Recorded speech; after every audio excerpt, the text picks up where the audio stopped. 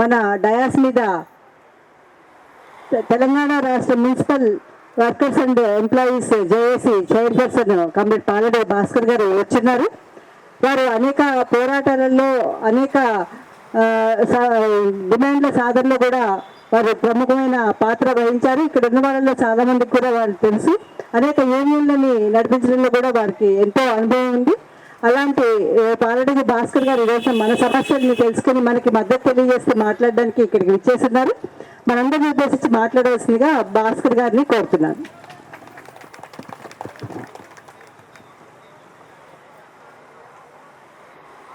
ఈరోజు ఇందిరాపార్క్ దగ్గర మన సమస్యల పరిష్కారం కోసం ప్రభుత్వానికి ఈ ధర్నా ద్వారా ఒత్తిడి తీసుకొచ్చి సాధించుకోవడం కోసం రాష్ట్ర నలుమూల నుంచి ఈ ధర్నాకు ఇచ్చేసినటువంటి కాంట్రాక్ట్ అవుట్సోర్సింగ్ ఉద్యోగ సోదరి మిత్రులకు, ఈ ధర్నాకు అధ్యక్షత వహించినటువంటి మన పద్మశ్రీ గారికి, మన నాయకురాలు జయ వెంకటేష్ గారు, మెట్టు రవి గారు, కృష్ణారెడ్డి గారు, వేదిక మీద ఉన్నటువంటి ఫెడరేషన్ నాయకులు, సోదరులారా, కాంట్రాక్ట్ అవుట్సోర్సింగ్ విధానం అనేటువంటిది ఈరోజు రేవంత్ రెడ్డి గారు తీసుకొచ్చిందో కేసీఆర్ గారు తీసుకొచ్చిందో కాదు. దేశంలో సరళీకృత ఆర్థిక విధానాలు ప్రారంభమైన తర్వాత పర్మనెంట్ ఉద్యోగుల్ని నియమించుకోవద్దనేటువంటి ఒక పాలసీ పెట్టుకున్న తర్వాత ఉమ్మడి రాష్ట్రంలోనే వివిధ డిపార్ట్మెంట్లలో పర్మనెంట్ ఉద్యోగాలు ఇవ్వాల్సినటువంటి వారికి పర్మనెంట్ ఉద్యోగ స్థానంలో మనకి కాంట్రాక్ట్ అవుట్సోర్సింగ్ ఉద్యోగాలు ఇచ్చినటువంటి పరిస్థితి దాపరించింది. బతుకు తెరువు కోసం చేద్దామంటే మనకు ఉద్యోగం లేకపోవడం, పాలక వర్గాలు వారి యొక్క బాధ్యతను నెరవేర్చకపోవడం, చదువుకున్నటువంటి వాళ్ళం, అర్హత కలిగినటువంటి వాళ్ళం ఏదో ఒక ఉద్యోగంలో చేరితే అది కాంట్రాక్ట్ అయినా, పర్మనెంట్ అయినా, కాంట్రాక్ట్ అయినా, అవుట్సోర్సింగ్ అయినా, అది డైలీ వేజ్ అయినా, లేకపోతే ఎన్ఎంఆర్ అయినా, టైం స్కేల్ అయినా, అది ఏదో ఒక దాంట్లో ముందు చేరితే తర్వాత మన ఉద్యోగాలు పర్మనెంట్ అవుతాయి, మన బతుకులు బాగుపడతాయి. ఈ రోజు కాకపోయినా రేపైనా, రేపు కాకపోతే మర్నాడైనా, లేకపోతే ఇంకా కొంతకాలం తర్వాత అయినా మా బతుకులు బాగుపడతాయి అనేటువంటి ఆశతోని ఈ కాంట్రాక్ట్ ఉద్యోగాల్లో చేరాం. అంతేనా కదా? అంతేనా? ఈ దాంట్లో ఇట్లా ఉండాలని చేరాం. చేరిన తర్వాత మన వేతనాల సాధన కోసం, వేతనాల పెంపు కోసం, మన ఉద్యోగ భద్రత కోసం, మన పని భాగం కోసం, వేధింపులను వ్యతిరేకంగా నిలబడడం కోసం, కాంట్రాక్ట్ మారినప్పుడల్లా, ఏజెన్సీ మారినప్పుడల్లా ఉద్యోగం ఊడిపోతా ఉంటే ఆ ఉద్యోగాన్ని నిలబెట్టుకోవడం కోసం, ఇచ్చినటువంటి గడువు రెన్యూవల్ టైము గడువు అయిపోతే గడువు అయిపోయినటువంటి వాళ్ళని రోడ్డు మీద వేసేస్తుంటే గడువు అయిపోయినటువంటి వాళ్ళు ఉండాల్సింది ఉద్యోగంలో ఉండాలి, రోడ్డు మీద కాదు అనేటువంటి దానికోసం వివిధ డిపార్ట్మెంట్లో ఉన్నటువంటి కాంట్రాక్ట్ అవుట్సోర్సింగ్ ఉద్యోగులందరినీ కూడా ఐక్యం చేసి, ఏకం చేసి ఫెడరేషన్ పెట్టి హక్కుల కోసం పోరాడుతున్నటువంటి మన ఫెడరేషన్, మన సంఘం అనేక పోరాటాలు చేసింది. ఈరోజు పోరాడితే తప్ప మన ఈ ఉద్యోగం కూడా నిలబడేటువంటి స్థితి లేదు. ఐక్యమైతే తప్ప మన సమస్య పరిష్కారం అయ్యేటువంటి స్థితి లేదు. ఈ స్థితిలో మన యొక్క ఆశలని, మన యొక్క ఆకాంక్షలను, మన యొక్క బాధలను, మన యొక్క ఇబ్బందులను కూడా పాలక పార్టీలు ఉపయోగించుకోవాలనేటువంటి ఎత్తుగడ లేచిన సంగతి మనకు కూడా తెలుసు. ఒకవైపు అనేక ఉద్యమాలు జరుగుతున్నటువంటి సమయంలో పెద్ద సెక్షన్గా పెద్ద సంఖ్యలో ఉన్నటువంటి ఉద్యోగులు కాంట్రాక్ట్ అవుట్సోర్సింగ్ ఉద్యోగులు. కాంట్రాక్ట్ అవుట్ సోర్సింగ్ ఉద్యోగులు లెక్కకి ఇస్తే కాంట్రాక్ట్ కావచ్చు, అవుట్ సోర్స్ కావచ్చు, లేకపోతే ఇంకోటి కావచ్చు. ఈ రాష్ట్రంలో మనం 1,20,000 మంది ఉన్నాం. ఈ 1,20,000 మందిని తెలంగాణలో 4 కోట్ల మంది జనాభా ఉంటే 1 కోటి మందిని ప్రత్యక్షంగాని పరోక్షంగాని ప్రభావితం చేసేటువంటి శక్తి ఉన్నటువంటి ఉద్యోగులు మనంగా ఉన్నాం. కాబట్టి మన శక్తి కావచ్చు, మన సంఖ్య కావచ్చు, మన బలం కావచ్చు, దీన్ని గమనించి పాలక వర్గాలు పదే మన దగ్గరికి వచ్చి మనకు అనేక వాగ్దానాలు చేస్తే మనల్ని మోసపుచ్చారు. ఒక 10 ఏళ్ల క్రితం మనం చూస్తే ఈ రాష్ట్రంలో తెలంగాణ ఉద్యమం కొనసాగుతున్నటువంటి సమయంలో తెలంగాణ ఉద్యమంలోకి మనం రావాలంటే, తెలంగాణ ఉద్యమంలో మనం పాల్గొనాలంటే, తెలంగాణలో ఉద్యమం చేసేటువంటి నాయకులకి జనం కావాలంటే మనం ఉపయోగించుకొని ఒక నినాదం ఇచ్చారు. తెలంగాణ రాష్ట్రం వస్తే, తెలంగాణ రాష్ట్రం నుంచి ఆంధ్ర వాళ్ళు విడిపోతే ఈ రాష్ట్రంలో ఉన్నటువంటి ప్రతి contract, out sourcing, NMR, daily wage, time scale స్కీముల్లో పనిచేసేటువంటి వాళ్ళందరూ కూడా పర్మనెంట్ చేస్తామని చెప్పి ఆ ఉద్యమ సమయంలో ఆ ఉద్యమం నడిపినటువంటి ఆ నాయకత్వం మనకి ఒక పిలుపునిచ్చింది. ఆ రోజు చెప్తాం, కొట్లాడదాం, కలబడదాం, ఐక్యంగా ఉన్నాం, పోరాటాల ద్వారానే మన సమస్య పరిష్కారం అయింది అని చెప్తుంటే ఈ నినాదం వాళ్ళకి ఆ రోజు మనకు ఎక్కలేదు. ఆ రోజు ఎక్కడ ఏ ఉద్యమం జరిగినా తెలంగాణ ఉద్యమంలో కాంట్రాక్ట్ కార్మికులు, కాంట్రాక్ట్ ఉద్యోగులే ముందు భాగంలో వాళ్ళు. అది బతుకమ్మ కావచ్చు, అది బోనం కావచ్చు, అది ఆటపాట కావచ్చు, అది జలవిహారంలో జరిగినటువంటి సాగర తీరం కావచ్చు, మిలిగిన మార్చి కావచ్చు, ఇంకోటి కావచ్చు. అక్కడ ఇచ్చినటువంటి నినాదం ఏంటంటే తెలంగాణ రాష్ట్రం వస్తే మనం పర్మనెంట్ అవుతామని చెప్పి ఆనాడు మనకి ఈ నినాదం ఇచ్చి మనందరూ కూడా ఉద్యమం తీసుకొచ్చారు. తెలంగాణ వచ్చింది. తెలంగాణ వచ్చిన తర్వాత తెచ్చినటువంటి నాయకులను అడిగాం, తెలంగాణ వచ్చింది కదా, తెలంగాణ వచ్చిన తర్వాత మేము మరి మా బతుకు మారాలి కదా, మా బతుకు మారాలంటే మేము పర్మనెంట్ కావాలిగా అని చెప్తే ఆనాడు ఉన్నటువంటి వాళ్ళు చెప్పినటువంటి మాటలు మనం ఒకసారి గుర్తు తెచ్చుకుందాం. ఓరు పిచ్చోళ్ళారా, అమాయకులారా, గొర్రెల్లా మీరు నమ్మారు, మీరు తెలంగాణ వస్తే మీరు పర్మనెంట్ కాదు. తెలంగాణ వచ్చింది, మీరు పర్మనెంట్ కావాలంటే మీరు ముఖ్యమంత్రి కావాలి, మీరు మంత్రులు కావాలి, మీ ఎమ్మెల్యేలు కావాలి, మాకు పదవులు కావాలి, మనం అధికారులకు వస్తే మిమ్మల్ని పర్మనెంట్ చేస్తామని చెప్పారు. మనం కూడా నిజం అనుకున్నాం. పర్మనెంట్ చేయాలంటే మరి సంతకం పెట్టే పదవి ఆయనకు ఉండాలి కదా, ముఖ్యమంత్రి స్థానం ఆయనకు ఉండాలి కదా. కాబట్టి ఎన్నికలు వచ్చినప్పుడు మొదటిసారి జరిగినటువంటి ఎన్నికల్లో మరి టీఆర్ఎస్ పార్టీని మనందరూ ఓట్లేసి టీఆర్ఎస్ పార్టీని గెలిపించినాక మళ్ళీ అడిగాం. గెలిపించినట్టుగా మళ్ళీ ఏమయ్యామంటే, అయ్యా నువ్వు అధికారం వస్తేనే ఈరోజు నువ్వు మాకు పర్మనెంట్ చేస్తానన్నావు, అధికారం వస్తేనే మాకు జీతం వేస్తానన్నావు, అధికారం వస్తేనే మాకు ఇన్సూరెన్స్ ఇస్తానన్నావు, అధికారం వస్తేనే మాకు సౌకర్యాలు ఇస్తానన్నావు, అధికారం వస్తే మా పనికి భద్రత అని చెప్పినావు, అధికారం వచ్చింది కదా ఇవ్వండి అని చెప్పి అడిగితే అప్పుడు ఎప్పుడు మాట ఏంటంటే, కొత్త తెలంగాణకి మేము ఇప్పుడే అధికారం వచ్చింది, మేమే చదువుకోలేకపోతున్నాం, కొద్దిగా ఆగండి అని చెప్తే 5 సంవత్సరాలు ఆగాం. మళ్ళీ ఎన్నికలు వచ్చినప్పుడు మళ్ళీ అడిగాం, అయ్యా నువ్వు ఇచ్చినటువంటి పుణ్యకాలం కాస్త అయిపోయింది, మరి మనం ఎప్పుడైనా పర్మనెంట్ చేయాలంటే ఇప్పుడు చేయను, నేను 2వ సారి ముఖ్యమంత్రి అయితే మన పర్మనెంట్ చేద్దామని చెప్పి మళ్ళీ చెప్తే మళ్ళీ మాట విన్నాం. మళ్ళీ మాటని ఆయనకు ఓట్లేసి మళ్ళీ గద్దెని తీసుకొచ్చాం. మళ్ళీ మోసపోయాం. మన పర్మనెంట్ చేయకుండానే 3వ సారి ఎన్నికలకు వచ్చాడు. 3వ సారి ఎన్నికలకు వచ్చినప్పుడు కేసీఆర్ మోసం చేస్తుంటే, టీఆర్ఎస్ ప్రభుత్వం మోసం చేస్తుంటే మోసపోవడానికి సిద్ధంగా ఉన్నారు కాంట్రాక్ట్ అవుట్ సోర్సింగ్ ఉద్యోగులు.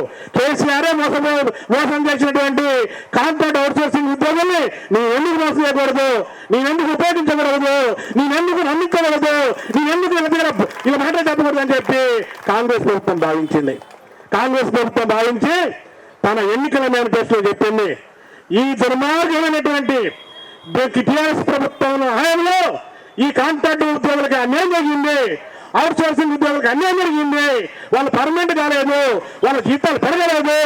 మేము అధికారులకు వస్తే, మేమంటే కాంగ్రెస్ ప్రభుత్వం అధికారులకు వస్తే, ఆ కాంగ్రెస్ ప్రభుత్వానికి ముఖ్యమంత్రి రేవంత్ రెడ్డిగా నేనైతే ఈ రాష్ట్రంలో ఉన్నటువంటి కాంట్రాక్ట్ అవుట్ సోర్సింగ్ ఉద్యోగుల్ని పర్మనెంట్ చేస్తామని చెప్పి ఊరు వాడన ఆయన పోయినటువంటి ప్రతి సభలో మన పర్మనెంట్ చేస్తామని చెప్పాడా చెప్పలేదా?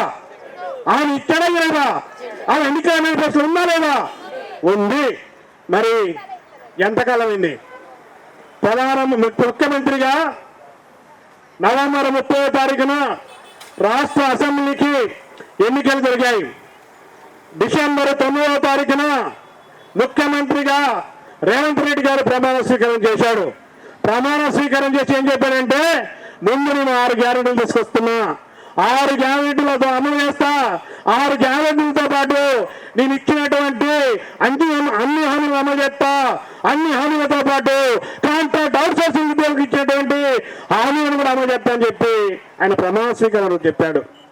ఇది మన కాంట్రాక్ట్ అవుట్ సోర్సింగ్ ఫెడరేషన్ చెప్పలేదు, మన వెంకటేశ్వరం చెప్పలేదు, మన పద్మశ్రీ ఎక్కడ చెప్పలేదు, లేకపోతే సిఐటిగా మరి చాలా మంది ఏఐటీసీగా ఇతర కార్మిక సంఘాలుగా ఇక్కడ ఆందోళన చేస్తాను వాళ్ళు చెప్పలేదు, బీజేపీ చెప్పలేదు, మరి ఈరోజు టీఆర్ఎస్ చెప్పలేదు.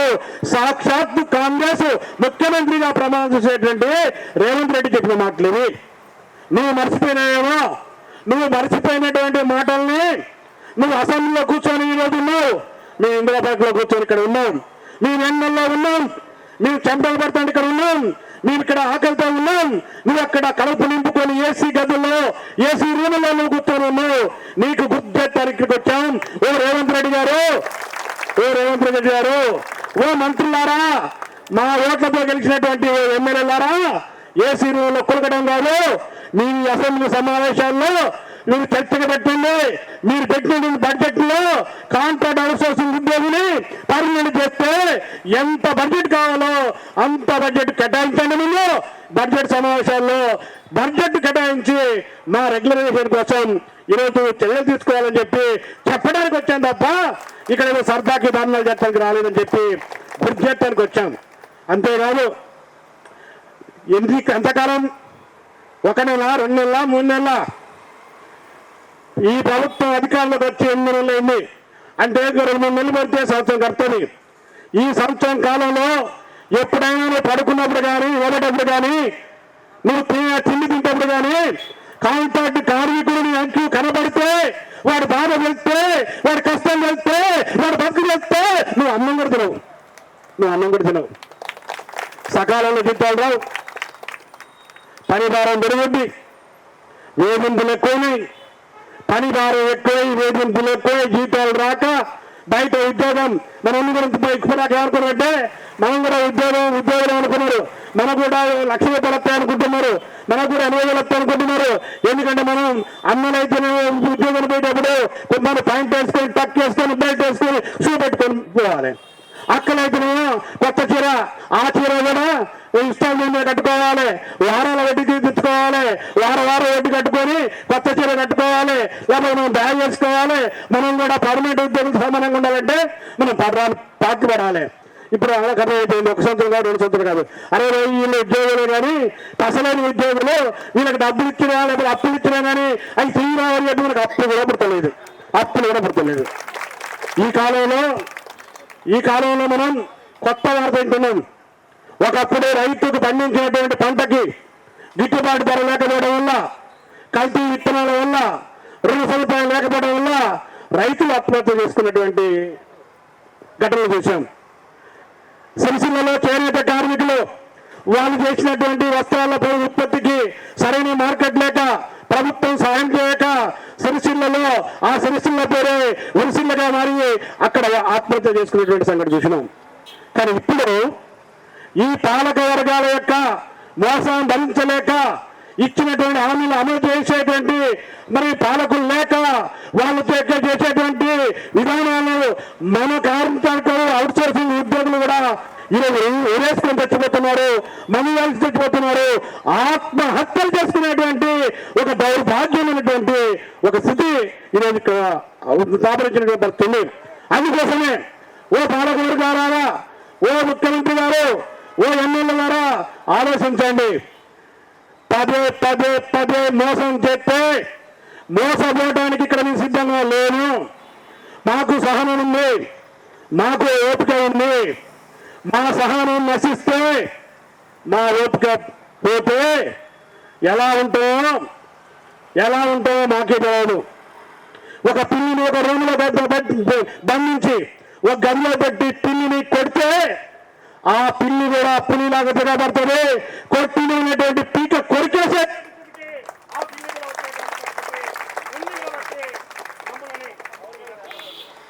మమ్మల్ని రెచ్చగొట్టమే కాదు, మమ్మల్ని పోరాటంలోకి తీసుకుపోవద్దు.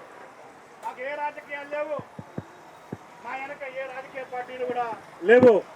మేము ఎమ్మెల్యే స్థానానికో ఎంపీ స్థానానికో లేకపోతే రేపు జరిగేటువంటి సర్పంచ్ స్థానాలకు ఎన్నికల్లో పోటీ చేయడానికి మీకు పోటీ రాజకీయ పార్టీ కాదు మాది. మాది కడుపు కోటి కోసం, పొట్ట కోటి కోసం, బతుకు తెరువు కోసం విడివిడిగా ఉంటే మీరు మమ్మల్ని ఉండనియరు కాబట్టి, మమ్మల్ని బతకనియరు కాబట్టి మేమందరూ సంఘటితమయ్యాం. ఫెడరేషన్గా వచ్చినటువంటి పరిస్థితి. కాబట్టి దీని మీద రాజకీయాలు చేస్తాను మీరు రాలేదు. మీరు చేసేది రాజకీయాలు కాదు, మా బతుకు తెరువు పోరాటం. కాబట్టి పార్లమెంట్ గురించి నువ్వు అసెంబ్లీలో ప్రకటన చేయాలి. నెంబర్ 1 అసెంబ్లీలో ప్రకటన చేయాలి. అసెంబ్లీలో ప్రకటన చేసి కాల పరిమితి పెట్టాలి. వచ్చేటువంటి 3 నెలల్లో పర్మిట్ చేస్తారా, 4 నెలల్లో పర్మిట్ చేస్తారా, 6 నెలల్లో పర్మిట్ చేస్తారా, కట్ ఆఫ్ డేట్ పెట్టాలి పర్మిట్ కోసం. దీన్ని ప్రకటించాలి. మేము కట్ ఆఫ్ డేట్ పెట్టేటువంటి లోపు, ఆ కట్ ఆఫ్ డేట్ పెట్టేటువంటి లోపు మీరు ఈ కేంద్ర ప్రభుత్వం, బీజేపీ ప్రభుత్వం, దుర్మార్గ ప్రభుత్వం, దగులుబాబు ప్రభుత్వం, దొంగలకి వంటపాడేటువంటి ప్రభుత్వం ధరలు విపరీతంగా తెస్తుంది. ఈరోజు బియ్యం ధర పెరిగింది, పప్పు ధర పెరిగింది, ఉప్పు ధర పెరిగింది, ఉల్లిగడ్డ ధర పెరిగింది, బస్ ఛార్జీ ఫ్రీ అంటున్నారు. కానీ మన మగవాళ్ళకి మాత్రం బస్ ఛార్జీ పెరిగింది.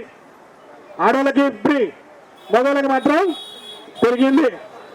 పిల్లలకు పెరిగింది. స్కూల్ బస్సులు అది పెరిగినాయి, ఆటో అద్దలు పెరిగినాయి, స్కూల్ ఫీజులు పెరిగినాయి. ఆరోగ్యం బాగలేకపోతే మనకి ఎక్కడ హెల్త్ కార్డు లేదు. ఆరోగ్యం బాగలేకపోతే గ్రామాల్లో ఆర్ఎంపీ డాక్టర్కి మనకు చెయ్యిస్తే సరిపోదు. చూడు, చెయ్యాలి, చెయ్యిలో 1000 పెట్టాలి. ఆర్ఎంపీ డాక్టర్కి 1000 రూపాయలు లేని పారాసిటమాల్ ట్యాబ్లెట్ కూడా ఇయ్యడు. మరి పట్టణం పోతే 10,000 కావాలి, పెద్ద హాస్పిటల్ పోతే 1,00,000 రూపాయలు కావాలి. ఇప్పుడు ఈ ప్రభుత్వము చేసేటువంటి ఇబ్బందులు, కష్టాలతో మనకు నొప్పి వస్తే, రోగం వస్తే మనం బతకాలి, చావాలి. కానీ వైద్యం చేయించుకునేది లేదు. ఎంతకాలం బతితే అంతకాలం ఉండు, లేకపోతే నువ్వు చావు, సత్యం నుంచి బొంద పెడతారు. అందుకే నేను చెప్తున్నాను, కేంద్రంలో ఉన్నటువంటి బీజేపీ ప్రభుత్వం, నరేంద్ర మోడీ ప్రభుత్వం కార్మిక వ్యతిరేక విధానాలను అవలంబిస్తుంది. కార్మికులకి వేతనాలు పెంచొద్దని చెప్తుంది. కార్మికులకి కనీస వేతనాల చట్టం ఉండొద్దని చెప్తుంది. 10 గంటలు ఉండొద్దని చెప్తుంది. రోజుకి 178 రూపాయలు ఇస్తే చాలని చెప్పి నిర్ణయం చేసింది. జాతీయ మినిమం వేజ్ అనేటువంటి ఒక నిర్ణయం చేసింది. ఈరోజు ఎవరు ధర్నా చేయబడ్డ, ఎవరు మీటింగ్ పెట్టుకోబడ్డ, ఎవరు సంఘటన కావద్దట, ఎవరు ఈరోజు సమ్మె చేయబడ్డ. ఏం చేయాలి? నువ్వు అనిల్ అంబానికి, నువ్వు ముఖేష్ అంబానికి, నువ్వు మదత్ నాయకి, లేదా నువ్వు ఇంకొకరికి రోజు పన్ను వేస్తున్నావు, రోజు మనకి సేవ చేస్తున్నావు. నువ్వు అటు చేయాలా? సమస్య లేదు. మా కనీస వేతనాల పెంపుదల కోసం, కార్మిక చట్టాల అమలు కోసం, ఈఎస్ఐ కోసం, పిఎఫ్ కోసం, హెల్త్ కార్డుల కోసం, పిఆర్సీ కోసం మేము కొట్లాడతాం. కాబట్టి ఈరోజు బీజేపీ ప్రభుత్వం, నరేంద్ర మోడీ ప్రభుత్వం, కేంద్ర ప్రభుత్వం ఏదైతే కార్మిక వ్యతిరేక విధానాలకి అవలంబిస్తుందో ఆ ఏ విధానాలని ఈరోజు విజయనగరాలు కూడా అవలంబిస్తా ఉన్నారు. లేబర్ చట్టాలని రద్దు చేసి లేబర్ కోడ్లని తీసుకొచ్చింది నరేంద్ర మోడీ. అది అమలు చేయాలంటే మన రాష్ట్రానికి ఇష్టమైతే అమలు చేయొచ్చు, ఇష్టం లేకపోతే అమలు చేయాల్సిన అవసరం లేదు. కేరళ ప్రభుత్వం, ఎర్రజెండా ప్రభుత్వం, సిపిఎం ప్రభుత్వం, కేంద్ర ప్రభుత్వం తీసుకొచ్చినటువంటి 4 లేబర్ కోడ్లని మా రాష్ట్రంలో అమలు చేయం. మేము కార్మికుల్ని కంటికి రెప్పలా చూసుకుంటాం, కార్మిక చట్టాలు ఉండాలని చెప్పి కేరళ ప్రభుత్వం ఎర్రజెండా ప్రభుత్వం అక్కడ డిమాండ్ చేసింది. కానీ ఇక్కడ నువ్వేం చేస్తున్నావు? ఇక్కడ ఆ 4,50 కోట్లని బీజేపీ చేసినటువంటి నిర్ణయాలను అమలు చేస్తామని చెప్తున్నాడు ఇక్కడ కేసీఆర్, ఇక్కడ రేవంత్ రెడ్డి గారు. కర్ణాటక ప్రభుత్వం ఆయన ఇక్కడ మరి ఈ సేవలు ఉన్నాయి. ఐటీఎస్ కి అంటే ఇలా పనిచేసేటువంటి వాళ్ళకి కార్మిక చట్టాలు లేకుండా, అమలు కాకుండా అక్కడ మరి 4 సంవత్సరాల పాటు మరి అక్కడ వాళ్ళకి ఒక జీవో ఇస్తే ఇక్కడ కూడా రేవంత్ రెడ్డి ప్రభుత్వం ఐటీఎస్ లో పనిచేసేటువంటి వాళ్ళకి కార్మిక చట్టాలు లేకుండా ఇక్కడ కూడా మరి జీవో నెంబరు 5 ఇచ్చాడు. కనీస వేతనాలు మరి గతంలో నరేంద్ర మోడీ గారు మినిమం వేజ్ మరి తక్కువ ఉండాలి, వేతనాలు పెంచొద్దని చెప్పి ఆయన అక్కడ మనం చెప్తే ఇక్కడ రేవంత్ రెడ్డి గారు కనీస వేతనాలు పెంచకుండా జీవో నెంబర్ మార్చి షెడ్యూల్ పరిశ్రమల కార్మికులకి జీతాలు ఇచ్చినటువంటి పరిస్థితి ఉంది. అంటే ఈరోజు కాంగ్రెస్ పార్టీ వేరే పార్టీ, టిఆర్ఎస్ పార్టీ వేరే పార్టీ, బీజేపీ పార్టీ వేరే పార్టీ. కాంగ్రెస్ కి 3 రంగుల జెండా, బీజేపీకి కాషాయ జెండా, మరి టిఆర్ఎస్ కి గులాబీ జెండా. వ్యక్తులు వేరు, మనుషులు వేరు, పార్టీలు వేరు, జెండాలు వేరు, కానీ వాళ్ళందరూ కూడా మన పట్ల ఎక్కి ఉన్నారు. కాంగ్రెస్ వాళ్ళు ఉన్నప్పుడు మన బతకట్టిందో, గతంలో రోషయ్య గారు రాజశేఖర రెడ్డి గారు ఉన్న కాలంలో కాంగ్రెస్ వాళ్ళు ఉన్నప్పుడు మన బతకట్టిందో, తెలంగాణ విడిపోకముందుకు మన బతకట్టిందో, కలిసి పెట్టిందో, తెలంగాణ వచ్చినప్పుడు కూడా మన ఉద్యోగంలో మార్పు లేదు, మన జీవితంలో మార్పు లేదు, మన పనిలో మార్పు లేదు, మన కుటుంబంలో మార్పు లేదు, మన పిల్లల భవిష్యత్తులో మార్పు లేదు. అప్పుడెట్టుందో తెలంగాణ వచ్చినప్పుడు కేసీఆర్ వచ్చినప్పుడు ఎత్తే ఉంది. కేసీఆర్ పోయిందో మనకి వ్యతిరేకంగా కార్మికుల సమస్యలు పట్టించుకోనటువంటి కేసీఆర్ గారు, కార్మికులు కలిగినటువంటి కేసీఆర్ గారు, మన పర్మనెంట్ చేయనటువంటి కేసీఆర్ గారు మనం గోడ కొడితే గోడ గూ అని చెప్పి ప్రాణాలు పోయి పడుకున్నాడు. ఆయన తర్వాత వచ్చినటువంటి కేసీఆర్ స్థానంలో వచ్చినటువంటి ఇక్కడ రేవంత్ రెడ్డి గారు కాంగ్రెస్ కూడా వచ్చిన తర్వాత కూడా ఏమైనా మారిందా? ఏమీ మారలే, అట్నే ఉంది. కాబట్టి ఈ సందర్భంగా చెప్తున్నాను, ఒకరు కాదు, ఇద్దరు కాదు, 1000 కాదు, 2000 కాదు, 1,20,000 మంది ఉన్నటువంటి కాంట్రాక్ట్ అవుట్ సోర్సింగ్ ఉద్యోగులతో నువ్వు పెట్టుకుంటే నీకు కూడా గతంలో ఎవరికైతే ఏ గతి పట్టిందో వాళ్ళని ఎక్కడికైతే పంపించినామో అక్కడికి నిన్ను కూడా పంపించక తప్పదు అని చెప్పి హెచ్చరిక చేస్తా ఉన్నాం. ఆ స్థితికి నువ్వు తెచ్చుకోవద్దు, ఆ పరిస్థితి నువ్వు తెచ్చుకోవద్దు. మేము పోరాడుతా ఉన్నామంటే మా పోరాటానికి కారణం నువ్వు ఒకవేళ పర్మనెంట్ చేసావు అనుకో, నేను పిలిస్తే మీరు వస్తారా? నువ్వు అందరూ పర్మనెంట్ చేస్తావు అనుకోండి, ధర్నాకి మీరు వస్తారా? రారు. టీఆర్సీ వేస్తున్నాడు, పర్మనెంట్ ఉద్యోగులకి పెరుగుతున్న ధరలకు అనుగుణంగా వేతనాలు ఇస్తాడు. సుప్రీంకోర్టు తీర్పిచ్చింది, సమాన పనికి సమాన వేతనం ఇవ్వాలనేటువంటి తీర్పుని ఇక్కడ రేవంత్ రెడ్డి గారు అమలు చేస్తే మనం ధర్నా చేస్తామా? ఇక్కడికి వస్తామా? రాను. పర్మనెంట్ ఉద్యోగులకి హెల్త్ కార్డు ఉంది, మనకి హెల్త్ కార్డు ఇస్తే ఇక్కడికి వస్తామా? రాను. 8 గంటల పని ఉండాలి, మనకి 12 గంటల దాకా పని చేయించుకుంటున్నారు, అదనపు పని చేసుకుంటున్నారు. 8 గంటల పని చేస్తే ఇక్కడికి వస్తామా? రాను. కాబట్టి నీ యాక్షన్ బట్టి మా రియాక్షన్ ఉంటుంది. కాబట్టి నువ్వు మమ్మల్ని బాధించొద్దు, మమ్మల్ని నువ్వు కష్టపెట్టద్దు, మమ్మల్ని నిర్లక్ష్యం చేయొద్దు. మా సమస్యలు పరిష్కరించకపోతే రాబోయే రోజుల్లో ఈ ఉద్యమాన్ని మహోద్యమంగా మార్తాం. ఈ ఉద్యమాన్ని రాష్ట్రవ్యాప్తంగా మరి రాష్ట్రాలకు తీసుకొస్తాం. ఒక సంఘం కాదు, 2 సంఘాలు కాదు, 100 సంఘాలతోని ఉద్యమాన్ని తీసుకొస్తున్నాం. ఈరోజు చెప్తున్నా, పర్మనెంట్ ఉద్యోగులతో పని చేయించుకుంటే నీ పాలన సాగదు. నీ పాలన ముందు చేపట్టేటువంటి వాళ్ళు ఎవరంటే ఈ రాష్ట్రంలో కాంట్రాక్ట్ అవుట్ సోర్సింగ్ ఉద్యోగులుగా మేము మాత్రమే ఈ పాలనను ముందుకు సాగుతున్నాం. నీ సీఎం